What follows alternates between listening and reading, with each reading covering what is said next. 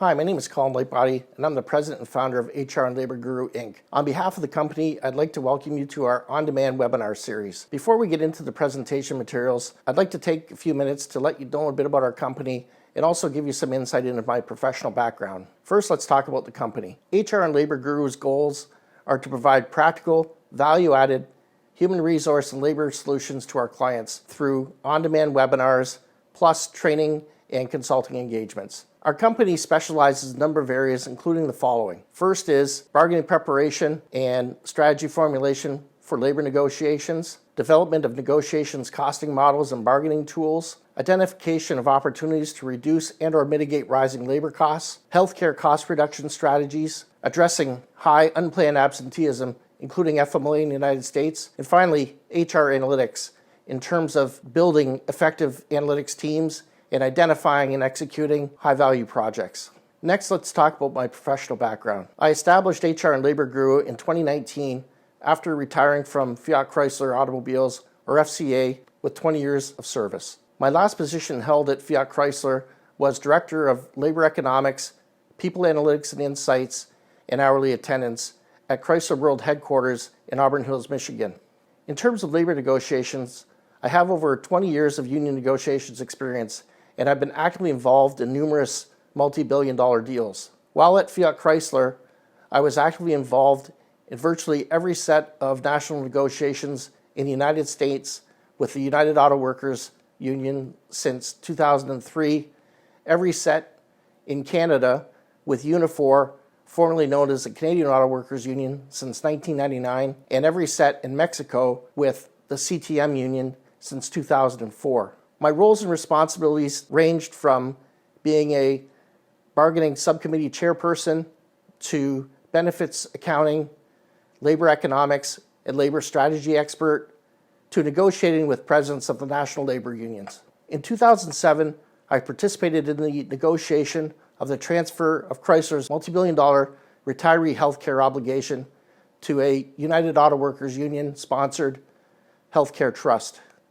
In addition, over the years, I was actively involved in facilitating several special agreements, including corporate restructuring deals pertaining to shift eliminations, plant divestitures, and plant closures. In my opinion, though, my biggest claim to fame is the fact that for many years, I provided strategic bargaining guidance and worked directly with the late FCA Chief Executive Officer, Sergio Marchionne, arguably one of the best negotiators of all time. Also, I was a member of the Mercer Labor Employee Relations Network in the United States for over 10 years. Therefore, I had the distinct pleasure of networking, benchmarking, and sharing best practices with some of the world's top labor executives from multiple industries on topics ranging from absenteeism challenges to labor negotiation strategies. In terms of HR analytics, as head of the People Analytics and Insights team at Fiat Chrysler, I directed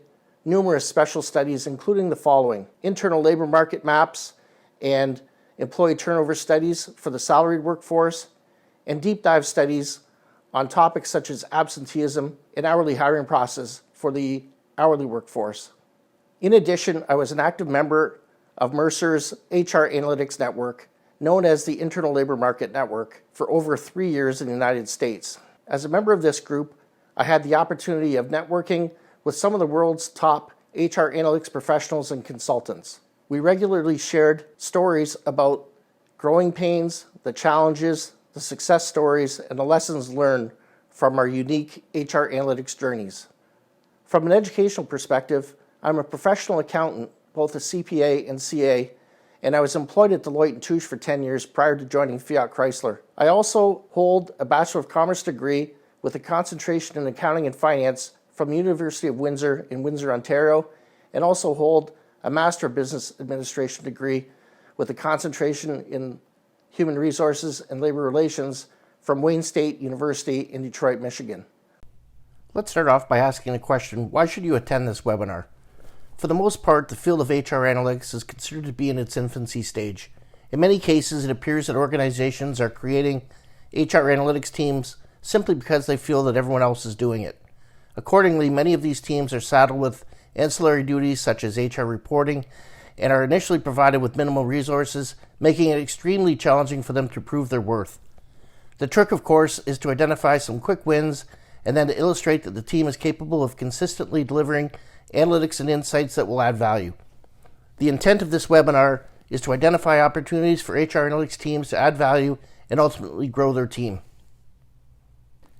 Next, let's look at the learning objectives of this module. First, develop an understanding of the structure, roles, and responsibilities of an effective HR analytics team. You want to gain an appreciation for the common challenges in growing your HR analytics function and learn approaches on how to overcome these challenges. We look at how to identify quick wins and migrate to value-added projects that will appeal to both HR business partners and HR centers of excellence. Now, these centers of excellence would include talent acquisition, talent management, compensation and benefits, and diversity and inclusion. Also, we're going to look at how to break the HR analytics paradigm. Most teams that I've seen are focusing on salary workforce analytics. We're going to learn about potential high-value, low-hanging fruit associated with hourly workforce analytics. And also, we're going to take a look at an introduction to predictive analytics, and we'll look at an illustration of a 6-step process that really works. And finally, more importantly, we're going to look at if you add value, you're going to grow the team. Who will benefit from this webinar? Basically, any directors or vice presidents from almost any function can gain an appreciation for what analytics can do for the company. Analytics professionals, human resources professionals like the CHRO, HR functional leads, HR business partners, also labor relations professionals because we get into some hourly workforce opportunities, and finally controllers will benefit from this webinar. The first section we're going to look at is the structure and role of the HR analytics team. This first chart depicts a typical HR organization. In my opinion, the HR analytics team should be a standalone department that reports directly to the head of human resources. The team should be structured so that it has access to the data and resources of the key HR centers of excellence such as talent acquisition, talent management, compensation and benefits, and diversity and inclusion teams. On this next slide, we can compare and contrast the roles of the HR analytics team versus those of the HR pillars or centers of excellence such as talent acquisition, etc. For HR analytics team, the primary focus should be on high-level analytics projects that basically link data from multiple HR centers of excellence sources. For example, HR dashboards, or cases where you're combining talent acquisition data with talent management or performance data to determine where to focus recruiting efforts, things of that nature. The secondary focus should be on deep dive projects relative to standalone HR center of excellence data. For example, talent management, perhaps it's helping with an attrition analysis. Also, they should be responsible for overall project management, including data analysis and development of insights and recommendations for senior management. Where possible, HR analytics teams should not have any ongoing HR reporting responsibilities. Based upon discussions with several colleagues over the years, having a dual role is often a recipe for disaster since demands for HR reporting generally trump HR analytics duties, thus defeating the purpose of having a standalone team in the first place. In contrast, the HR pillars or centers of excellence should own their own data, and they should continue to perform their own basic analysis and reporting. The centers of excellence should also support HR analytics teams on projects as subject matter experts. For example, they should be providing the data and expertise, they should be assisting in validating and interpreting results, and they should also assist in developing recommendations. The next area I'd like to discuss is growing the HR analytics function. This first slide depicts an excellent chart prepared by Burson by Deloitte. It illustrates a 4-level talent acquisition maturity model. As you can see, level 1 is reactive or operational reporting, where teams are basically doing ad hoc operational reporting and are reacting to business demands. Level 2 is proactive advanced reporting, where people are moving to more multidimensional analysis and dashboards. Level 3 is advanced analytics, and level 4 is predictive analytics. So as you can see, most companies are in level 1 and level 2 at this time, and it's really a journey. It takes years to get to the point where you're doing predictive analytics, and this is an excellent model to look at. It may be an older version of this chart, but it still shows you that it's a journey. This next chart illustrates the migration during that journey. So for example, we look at a number of different elements, team, software, and projects as an example. In the early stages, the team are basically people who have strong analytical skills, strong presentation skills, and people are just generally curious. I personally like to hire people who have a high degree of professional skepticism. They don't just believe everything they see and hear. And then to the right, you can see as the HR team matures, there's more of a need for people like data scientists and PhDs in industrial and organizational psychology. Then from a software perspective, in the early stages, you can get by looking at spreadsheets and databases, and they're very, very, very useful. But then as you get more mature and you get into predictive analytics, you're going to have to use some of the advanced software programs such as SPSS and R. And then in terms of projects, in the early stages, primarily you'll be looking at things like HR dashboards or doing deep dives on single topic subjects. And then when you get more mature, you'll start looking at more predictive analytics. Based on discussions with my colleagues over the years, I've identified some common challenges in growing the HR analytics function. First is lack of a dedicated team. As I said before, many teams are saddled with ancillary duties such as HR reporting. That can be a challenge. Also, the size of the team. Some companies are unwilling to invest in a larger team until the team has clearly and consistently delivered value-added results. Also, the expertise of the team and technical resources. Early on, analytics teams can add value by using basic spreadsheets and databases, but at some point, organizations must invest in more technical team members, such as data scientists and PhDs in IO psychology, and also sophisticated software, especially if the team wants to tackle more advanced projects such as predictive analytics. Also, another problem is the lack of buy-in from senior leadership, and this may be due to the old what comes first, the chicken or the egg dilemma. Senior leadership may want to see demonstrable results before investing more in the function, while the HR analytics teams require the necessary resources in order to deliver the coveted results. And finally, legal concerns. Often organizations' legal teams are nervous about performing analyses on certain topics as it may potentially expose the organization to legal risks. For example, diversity analyses. And one way is to get around it is to consider attorney-client privilege requests. We'll talk a bit about that later. There are a number of strategies and actions that HR analytics teams can take to address these challenges and ultimately grow their team, including the following. Quick wins. Look for opportunities to generate quick wins. Try to appeal to the masses whenever possible. HR dashboards may be an excellent place to start, since the consolidation of data from multiple HR centers of excellence may create efficient one-stop shopping for your HR business partner customers. Create demand. Get your customers, for example, HR business partners and centers of excellence, on your side early. Send out surveys with a list of potential projects. Ask them to rank the projects. Focus on what is important to them. Also, don't be afraid to ask them for their ideas. Ask probing questions.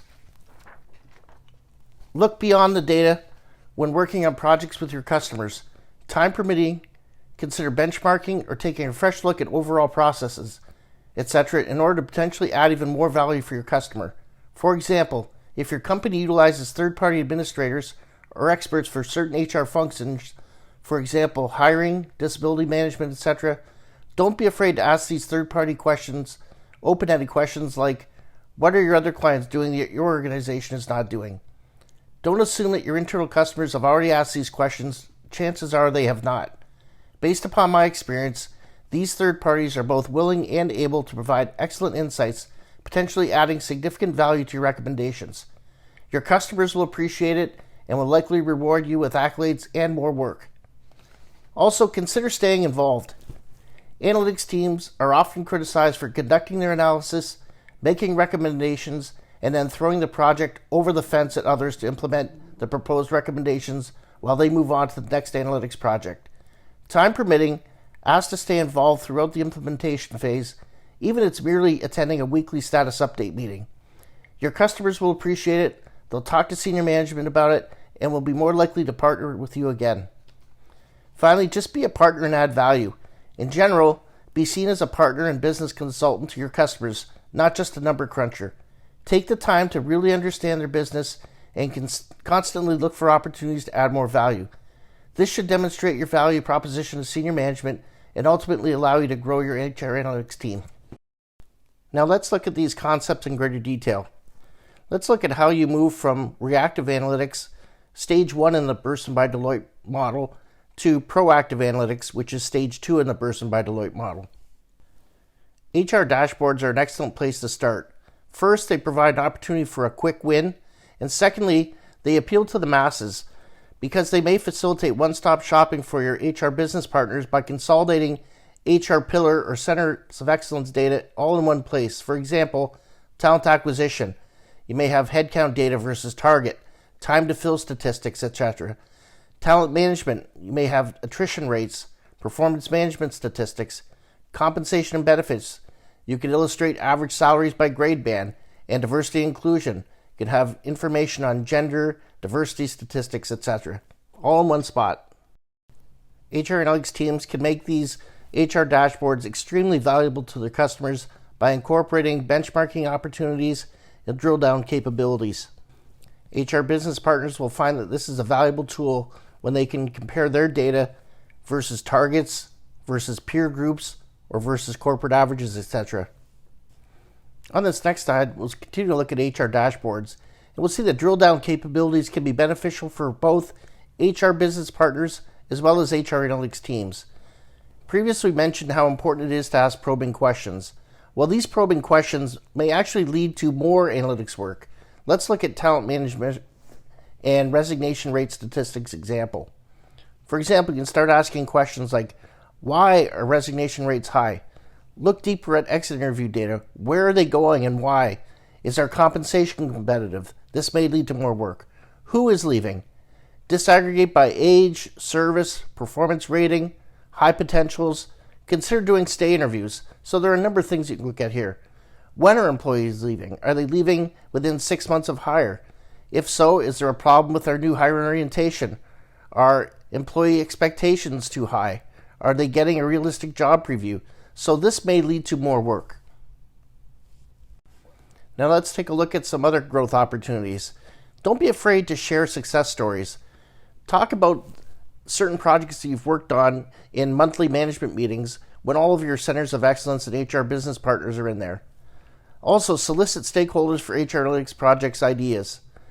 Send a survey to HR business partners and senior HR leadership. Offer suggestions for HR analytics based upon feedback that you've received through discussions of others, research, HR dashboard clues similar to the ones that we just talked about.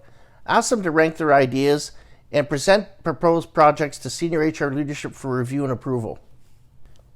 When you do get approved projects, it's important to consider developing engagement letters so that stakeholders clearly understand the scope of the project, resource requirements, roles and responsibilities, deliverables, and timing, etc.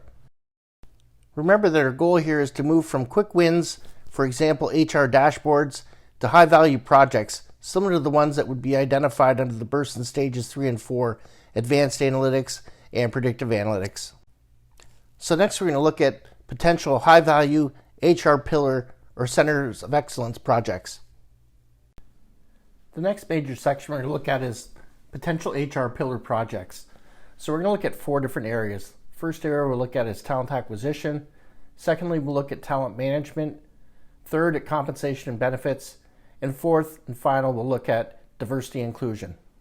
So let's first turn our attention to talent acquisition. There are numerous HR analytics opportunities to add value and save costs. I think everyone knows that the cost of a bad hire can be enormous. There can be costs associated with lost time, lost productivity, recruiting costs, duplicate training costs, an impact on morale, and potentially even lost customers. The first opportunity we're going to look at is how do we add value by improving the quality of hire? Well, there are some potential HR analytics projects. First one is can perform an analysis that may assist in predicting what a successful candidate will look like.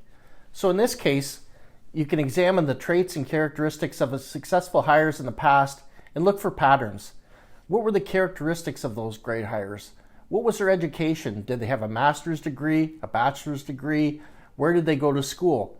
And lastly, what kind of experience did they have that made them such a successful hire in the past? Who have bachelor degrees. Experience. Do people who already have experience in your particular industry do better? Also, you can look at modifying recruiting and hiring process accordingly to tease out these preferred candidates. You can modify recruiting channels, you can modify interview questions and cut scores, things of that nature, to improve the overall quality of hire. In the talent acquisition world, you can also add value by improving recruiting and hiring efficiencies and targeting top talent. So potential HR analytics projects may include examining the quality of hire by recruiting channel. Where are you getting your best employees? Are they coming from employee referrals, job fairs, internet, social media, or hiring agencies? It's also important to note here that if certain data is not readily available today, look for ways to make it more readily available in the future. For example, it may be very difficult to find what recruiting channel the employees were hired at. Put a drop-down menu in place for future hires so that it's readily available in the future. Another talent acquisition improvement opportunity is to focus university recruiting efforts. Where are the best candidates coming from? What you can do here is look at recent successful hires and link talent acquisition data for university or college attended with talent management data, performance ratings, and look for patterns. Perhaps the best finance hires are coming from University A. Perhaps the best engineering hires are coming from University B, and then focus your recruiting efforts accordingly. It improves efficiencies and will likely improve your quality of hire. Now let's move on to the talent management function. Again, there are numerous HR analytics opportunities to add value and reduce costs. There are several potential HR analytical projects that may assist in the training, developing, and retaining top talent. First one is the assessment of leadership development programs. Are they working? Perhaps you can compare the performance results of individuals who participated in leadership development programs to their peers who did not participate. Are there significant differences? Also, can you assess the training programs? Did they add value? Did training improve employee performance? Did it improve employee leadership behaviors? The analytics team can also support organization planning initiatives. You can analyze staffing ratio, HR cost per employee. There's all kinds of benchmarking that can be done in this area. Employee retention is always a large focus area for the talent management team. There are many things that you can do to help address high resignation rates by asking the right questions and digging deep. Who is leaving? Are they the younger employees? Are they high potential employees? Why are they leaving? Take a look at exit interview data. See what the reasons are. When are the employees leaving? Are they leaving within the first 6 months or first year of hire? Are they leaving because they've had a poor realistic job preview? Where are they going? Find out where they're going. Are they going to a competitor? Are they going because the wage rates or salary levels are not competitive? There may be opportunities to do benchmarking in this area, and also we'll see that this is an excellent opportunity to try predictive analytics, as we'll see later on in this module. Is the company performing engagement surveys? If so, do you have access to the results of those surveys on an individual basis? And if so, are there confidentiality concerns? But if not, can the individual results predict impending resignations? Something to think about. Now let's turn our attention to compensation and benefits teams. Comp and benefit managers and companies are typically well equipped to perform detailed analyses in their day-to-day functions. However, oftentimes they either do not have access to the data or do not have the time to perform deeper dives on certain topics. And so this is where a savvy HR analytics team can help them out. So let's take a look at a couple of examples. Let's look at a wage compression example. This is particularly important because in the manufacturing industry, it's not unusual where plant supervisor resignation rates are quite high. In many cases, these plant supervisors are resigning because the hourly employees who they are supervising are making either more or close to what they are making. This type of analysis requires access to multiple data sources. For example, payroll for salaries and overtime pay, and corporate security for gate rings or badge swipes to find out how much time these supervisors are actually spending in the plant each day. In many cases, there may be a huge disconnect in terms of the amount of time that supervisors are in a plant working versus the amount of time they're being paid. Therefore, may need to derive actual supervisor hours worked based upon gate rings. So gate rings may indicate that a supervisor is in a plant for 12 hours a day on average, but only being paid for 8 hours straight time plus 2 hours of overtime.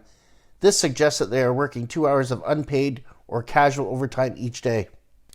Therefore, the expectation from a supervisor's perspective is that their salary on an hourly rate basis should be higher than those of the people that they are supervising in order to compensate them for this unpaid time. And in many cases, you just have to find the sweet spot. Ideally, this analysis will provide valuable insights to your compensation customers, and they can make the appropriate adjustments in order to improve the retention of these plant supervisors. Next, we'll turn our attention to benefits. And in most cases, healthcare costs are one of the key focus areas for most employers today. They continue to rise, and it's a major challenge for almost all employers. One interesting project may be to link healthcare costs to compensation levels. For example, higher healthcare costs for lower compensated employees may suggest economic stress. Are there certain compensation thresholds where average healthcare costs decline? If so, maybe you should take a look at your compensation structure as well. And when doing these types of analyses, you always have to respect data privacy laws. For healthcare analytics, I've developed a 3-step approach to assist companies in achieving significant potential cost savings. In this approach, step 1 is to identify preliminary areas of focus, and that's done by looking at total dollars spent, medical inflation rates, etc. Step 2 then is to drill down on the high dollar value or the high inflation categories in order to understand key drivers. And by doing this, the best way to find it is to utilize stratification techniques. Step 3 then is to recommend cost mitigation strategies. Healthcare analytics can be extremely complex, and accordingly I've developed a separate module just to deal with that. It's part 3 of the HR Analytics series. The last HR Center of Excellence we're going to look at is diversity and inclusion. Strong diversity and inclusion values often translate into positive impacts on business results. It's certainly not all about compliance and regulations. D&I is integral to all aspects of HR, so there are many analytics opportunities, including attracting and hiring diverse talent. You can look at new hires by diversity group for all levels. You look at compensation by diversity group for all levels. Also, the training, developing, and retaining diverse talent, or the talent management aspects of D&I. You want to look at high potentials, turnover rates, training opportunities, promotions, and also succession planning, looking at people who are ready now for promotion or ready in the future. As illustrated in the next slide, internal labor market maps are an excellent tool that can be used to analyze and interpret diversity and inclusion statistics. As you can see, these internal labor market maps provide valuable insight into how people enter the organization, move through the organization, and exit the organization, all providing valuable information to the diversity and inclusion team. So as you can see, there are a lot of high-value projects for each of the HR Centers of Excellence, which should help you grow your team in the long run.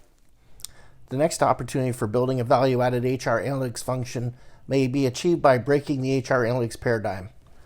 Over the past few years, almost every HR analytics professional I've spoken to has indicated that they are focused primarily on analytics associated with the salary or white-collar workforce. In my opinion, there is some significant low-hanging fruit associated with HR analytics related to the hourly or blue-collar workforce. There are opportunities for both operational improvements and significant cost savings, and your operations colleagues will love the fact that you're looking into these areas. For purposes of this webinar, I've identified 3 high-level examples of potential analytics opportunities related to the hourly workforce. First one is absenteeism. The second one is the hourly hiring process. And the third one is hourly payroll data. So we'll take a look at each of these topics in turn. So the first topic we're going to discuss is absenteeism. High absenteeism can have a significant impact on a company's bottom line financial results. There are many different elements to consider. 1, the cost of replacement workers. There's the direct cost of the absence itself. So for example, if an employee is off on sickness and accident, then there's the benefit costs associated with that absence, plus the overtime costs, whether it's shift augmentation or call-in pay for a replacement employee. And for a full-time employee, that can include incremental benefit costs or even the cost of a temporary employee. Secondly, there's an impact on quality potentially. In an ideal state, you want to have a trained operator on the job at all times in order to deliver the best quality or service possible. Thirdly, there could be an impact on productivity. Lost units or revenue may be difficult to make up, and in most cases it may cost more due to having to pay overtime to make up the lost units.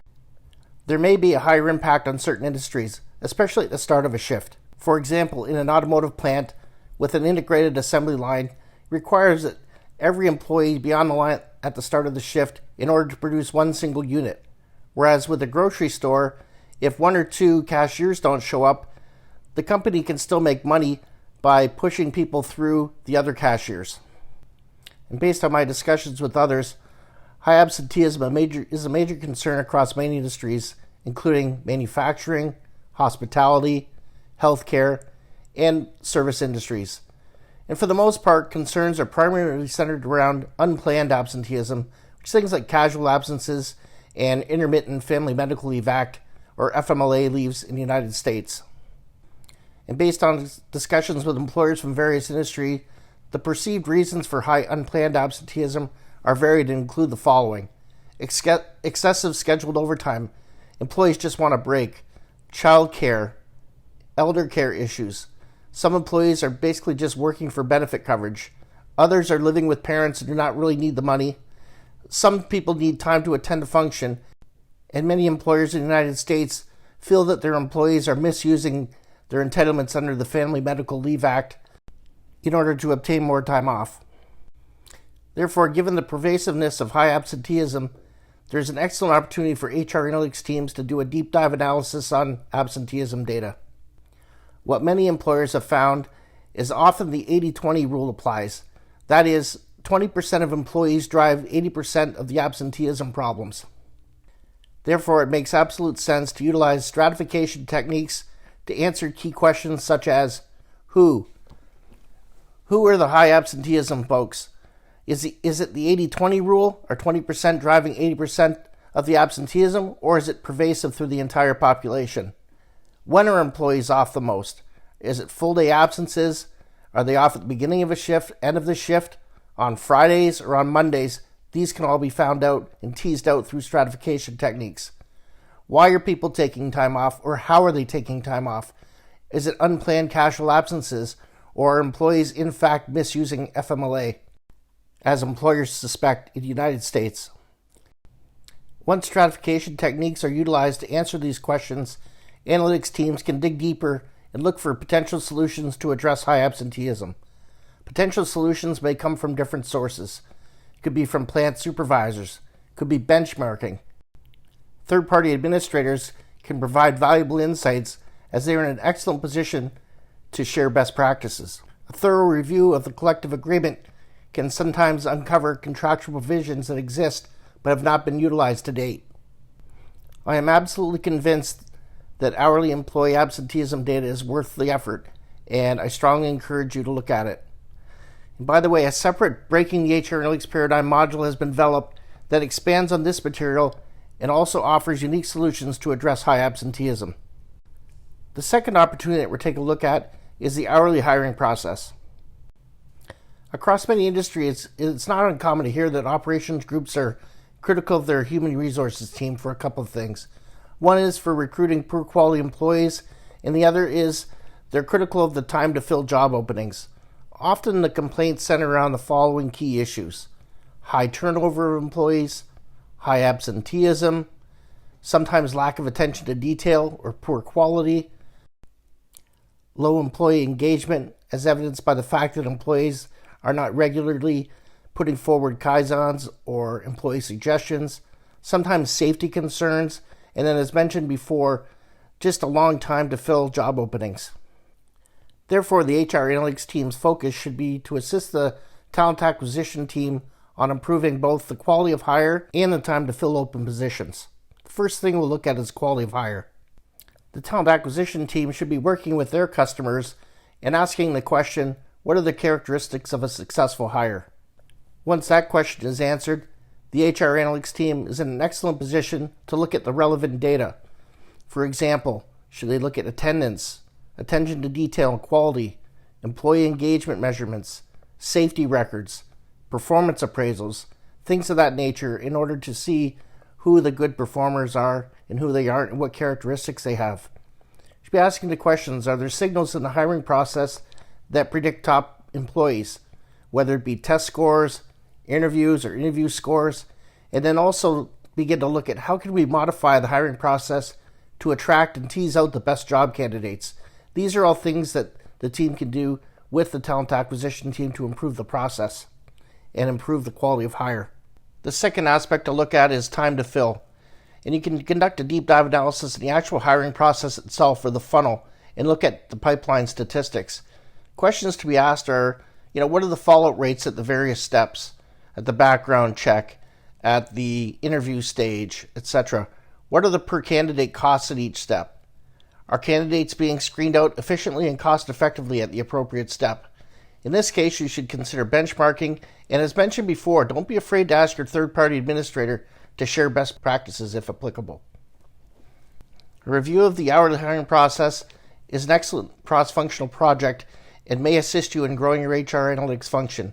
There's an opportunity here to work with numerous teams, including talent acquisition, including any third-party administrators for purposes of understanding the hiring process, your operations folks to ensure that customer needs are met, and legal. You want to ensure the appropriate compliance with the law. The tests themselves are job-related, appropriate validation, and ban the box, etc. A separate Breaking the HR Analytics Paradigm module has been developed. It's part 2 of the HR Analytics series, and it expands on this material and offers unique solutions to improve the hourly hiring processes, including a 3-step approach. In this module, the 3-step process is reviewed in detail. Step 1 is to obtain a detailed understanding of the hourly hiring process. Step 2 is to collect and analyze the data. And Step 3 is to identify and recommend proposed modifications. And there are a lot of proposed solutions and valuable insights that you can gain from that module as well.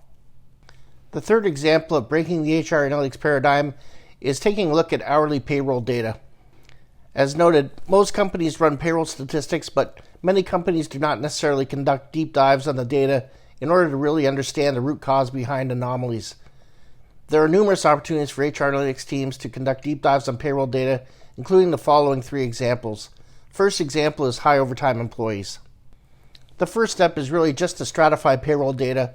Do it in terms of both hours and pay by employee, and then rank from highest to lowest. Then look for patterns. Recognize that some cases may be warranted. For example, for employees who have special skill sets and so on, it may make sense that they have high overtime. So look at specific employees, look at specific job classifications or departments, and maybe perhaps take a look at union officials. Make sure you challenge any unusual items. Is there anything going on? Are there any safety concerns? Are people working more than 16-hour days consistently? Is there any favoritism perhaps? Is there an approval process in place to ensure that overtime is verified and so on? So also look at employees who are working low hours. Are they just working for benefits? Do we have an issue there?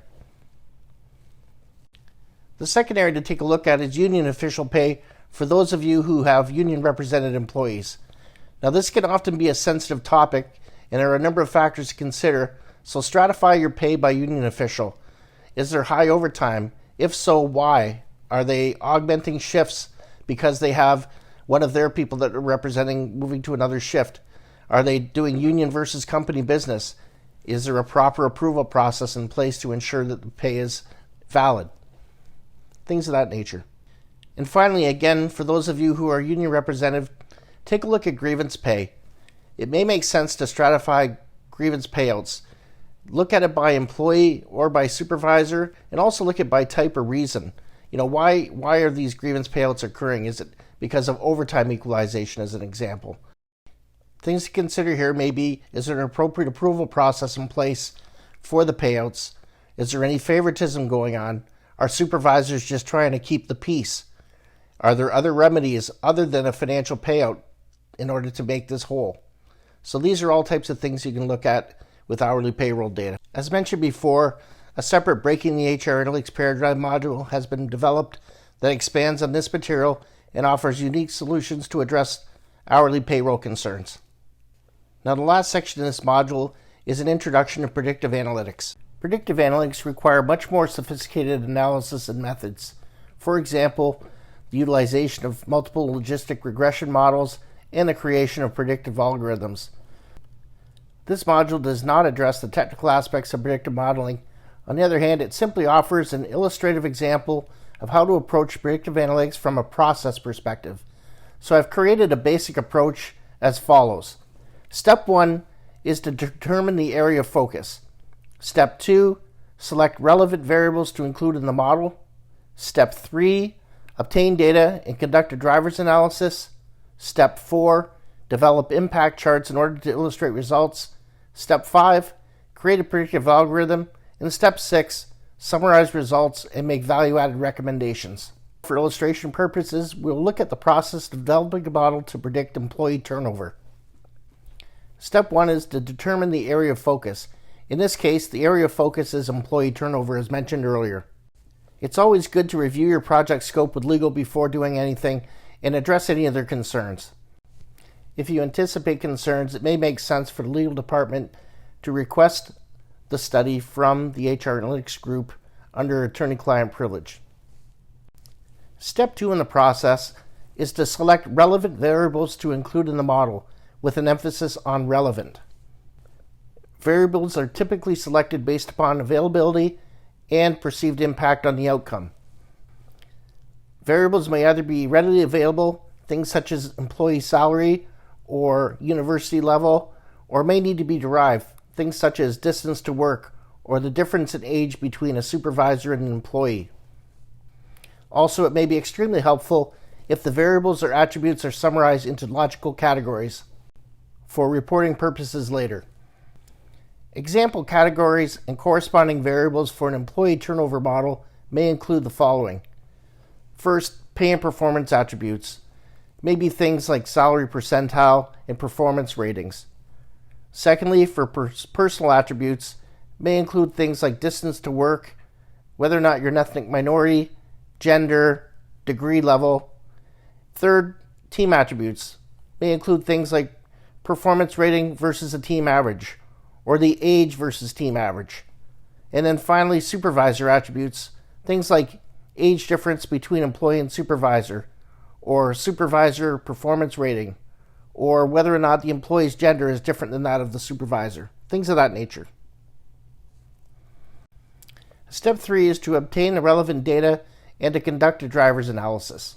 So first you want to obtain the available data from internal sources, for example, HR systems, performance management systems, etc. Then you want to derive the variables if required. For example, calculate the distance to work, calculate the difference in age of the employee versus the employee's manager, and so on. Also, you have to reconcile and clean the data as necessary. That is often a lengthy and time-consuming process.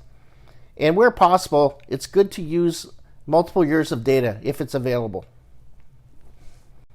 And also in step 3, you want to conduct a driver's analysis, and you want to consider using multiple logistic regression models.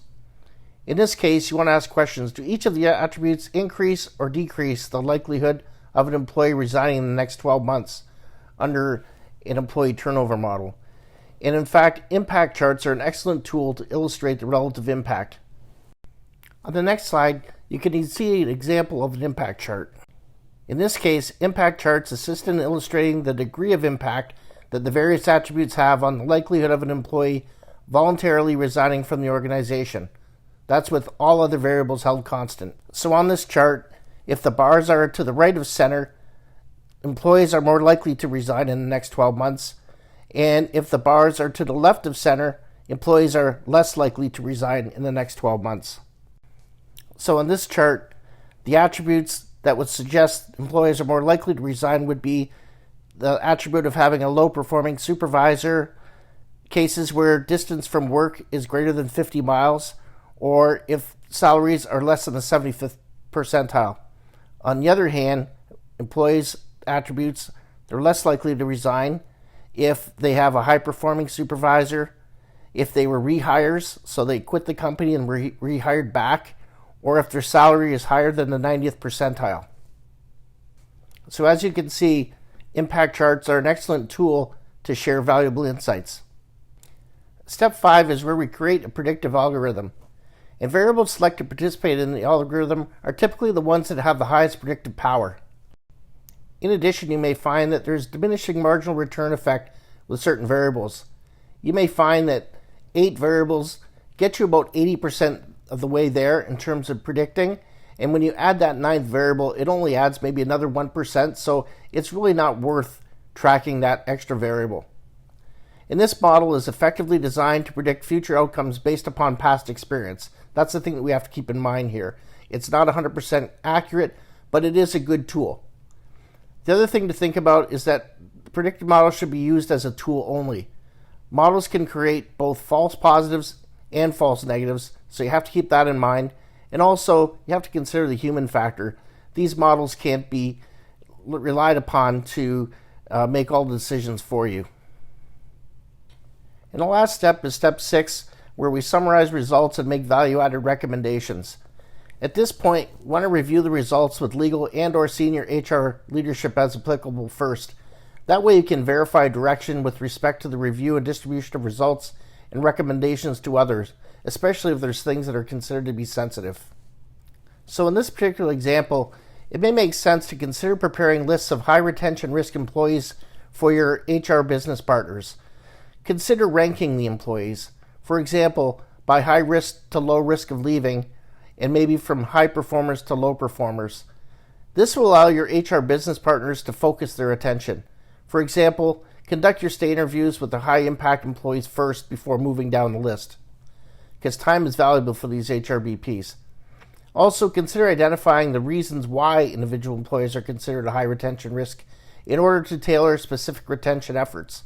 Identify the specific predictive attributes. For example, is it because of the long commute to work? Is it because they have a low-performing manager? Is their salary less than 50th percentile? Things of that nature. That way the HR business partners know what to offer, or it can at least understand what these employees may need to stay with the company. Also, there are a number of things to keep in mind when you're summarizing results and sharing results and making value-added recommendations to senior HR leadership.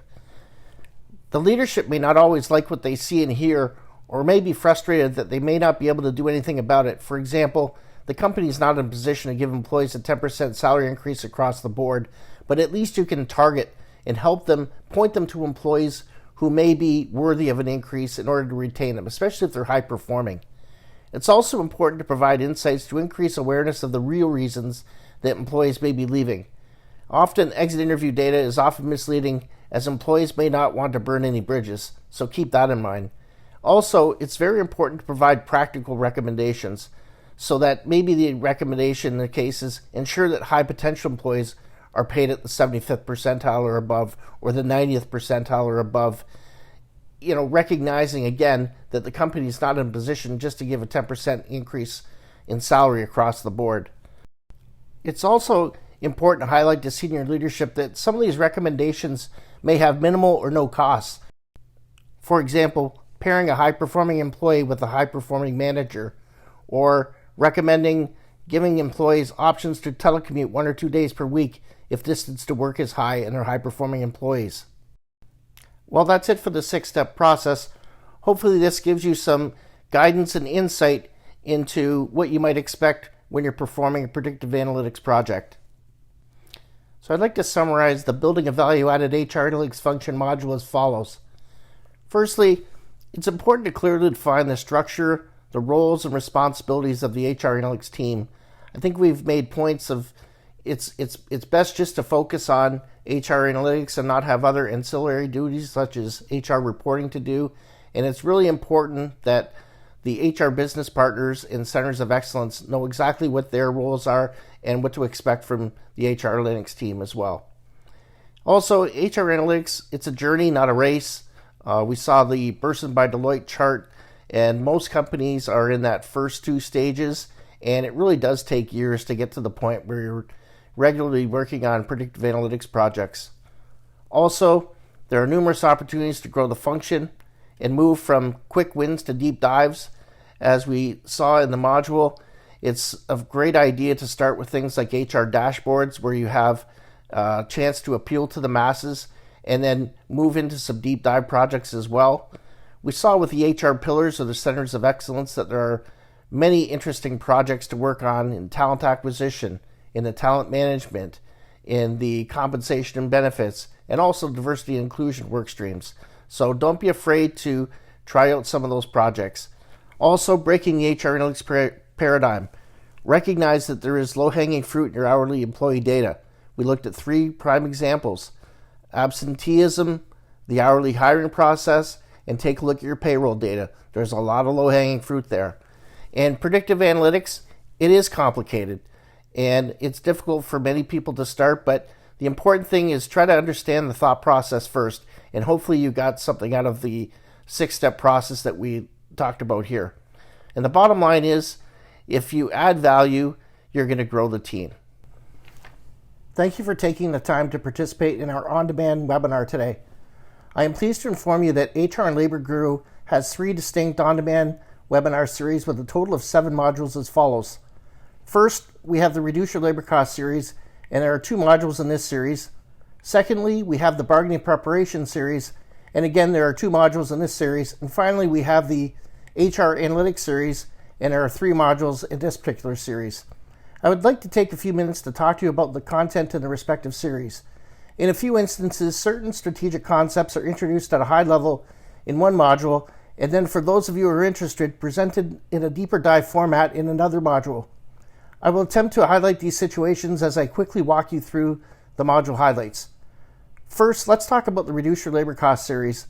These modules will appeal to anyone interested in reducing their labor costs, whether you're an HR or labor professional looking to redesign your compensation and benefit plans, preparing for negotiations with the union, or simply a corporate controller looking for opportunities to reduce labor costs.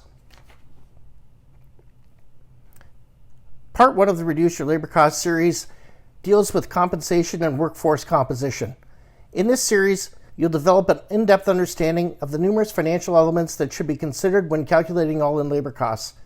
Also, you get an understanding of several internal and external factors to take into consideration when contemplating modifications to compensation. Also, compare and contrast employee or union versus company preferences with respect to compensation alternatives, to recognize strategic opportunities to offer lump sums and or variable compensation versus fixed wage increases. And finally, in this module, you'll obtain a clear understanding of how changes to a company's workforce composition can be one of the most union-friendly opportunities to significantly reduce and or mitigate rising all-in labor costs over time. In contrast, Part 2 of the Reduce Your Labor Cost series deals primarily with healthcare, pensions, and other employee benefits. In this module, you'll gain an appreciation for the importance of plan design decisions in driving overall employee healthcare costs. You look at things like employee cost share, delivery models, and clinical programs. Also, you look at the identification of the multiple levers, strategies, and tools available to mitigate rising healthcare costs. Also, we'll take a look at a 3-step analytical approach to identify key focus areas in order to facilitate potential cost reduction strategies for healthcare. And also, we'll have a comprehensive strategy to address high-cost healthcare elements using a reduce model. And we'll also take a look at developing win-win healthcare solutions for both employers and employees or their unions. In addition, you'll understand cost mitigation strategies for other employee benefits, including pensions, disability, life insurance, paid time off, and retiree benefits.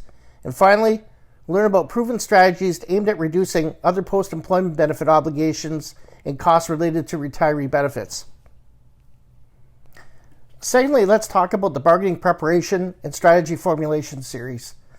These modules will appeal to anyone looking for practical guidance relative to preparing for bargaining with the union, whether you're a member of the actual negotiations team or a member of one of the support teams, such as finance or public relations. Most of the content, particularly with respect to strategy formulation, will appeal to all levels of an organization, including directors and vice presidents. Part 1 of this series is called Bargaining Preparation. This module outlines the key negotiations preparation activities that should be performed from 12 to 18 months in advance of bargaining right through to opening day. The key areas of focus for bargainers typically include the following: a bargaining environment assessment, development of a robust internal governance process, development of negotiations costing models, formulation of bargaining strategy, and finally, creation of a comprehensive communication strategy. And all of these elements are dealt with in this module. While negotiations, costing models, and strategy formulation are presented at a high level in Part 1, for those of you interested in more of a deep dive, I would highly recommend looking at Part 2 in this series as well. Part 2 is called Negotiations, Costing Models, and Strategy Formulation. In this module, you'll develop an in-depth understanding of the numerous financial elements that should be considered when calculating all-in labor costs and creating negotiations costing models. You'll also obtain a clear understanding of how to develop a dynamic cost model by utilizing a simple three-step approach. In addition, you'll learn how to develop practical bargaining tools that can be utilized to improve efficiencies when costing out union demands and management proposals, develop alternative economic offers, and assist in formulating overall bargaining strategy. As well, you'll learn how to develop a simple matrix that will assist the company in identifying potential win-win solutions with the union. And finally, you'll understand the importance of developing a comprehensive economic offer playbook by consolidating input from the various subcommittees. And finally, let's talk about the HR Analytics series. These modules will appeal to a wide variety of professionals, including those in the analytics, finance, HR, and labor relations fields. Part 1 of this series is entitled Building a Value-Added HR Analytics Function. In this module, you'll take a look at the structure, roles, and responsibilities of an effective HR Analytics team. We'll also talk about how to address common challenges that companies face in growing their HR Analytics function. We'll identify quick wins and value-added projects that will appeal to both HR business partners and HR centers of excellence. And finally, we'll take a look at an introduction to predictive analytics through an illustration of a 6-step process. Part 2 of the HR Analytics series is called Breaking the HR Analytics Paradigm. We're going to be looking at hourly workforce data. First thing we're going to look at is recognizing the low-hanging fruit associated with the examination of hourly workforce data. We're going to focus on operational and cost savings opportunities associated with 3 distinct areas. First, absenteeism, including Family Medical Leave Act in the United States. Secondly, the hourly hiring process. And thirdly, hourly employee payroll data. And the final module in this series is Part 3 that deals with healthcare analytics. We're going to gain an appreciation for the importance of plan design decisions in driving overall employer healthcare costs. Look at things such as employee cost share, delivery models, and clinical programs. In addition, we're going to look at the identification of multiple levers, strategies, and tools available to mitigate rising healthcare costs, and also we'll have to do an in-depth understanding of a 3-step analytical approach to identify key focus areas in order to facilitate potential cost reduction strategies. And we'll also look at a comprehensive strategy to address high-cost elements utilizing the reduce model. And the idea here is to develop win-win solutions for both employers and employees and their unions. Thank you for your time. I hope that these webinars provide you with valuable guidance and practical solutions in addressing the many HR and labor challenges facing your organization.